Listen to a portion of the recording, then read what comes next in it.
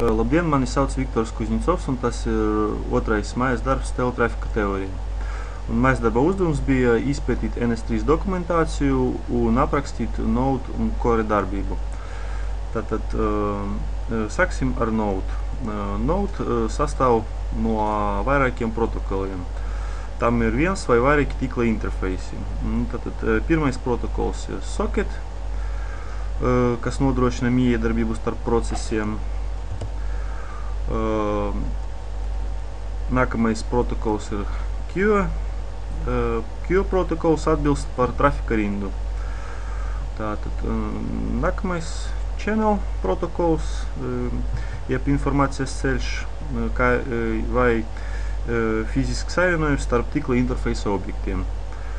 Un vēl mums ir adres IP versijas 4 routing protokols, IP versijas 6 routing protokols. Tas ir routing protokoli, kurus izmanto paši maršrutētāji. Un vēl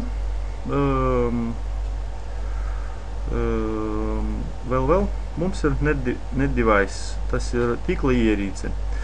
Piemēram, tīkla karte, kas ir ieslēgta datorā. Tālāk mēs apskatīsim Core. Core tas ir operētāja sistēmas centrālā daļa, jeb tā saucamais kodols. Tas nodrošina pieeju visiem datora resursiem. Un šeit mēs apskatīsim debugging un logging. Tātad logging tas ir modulis, kas izveido atskaiti par programmas izpildes gaitu.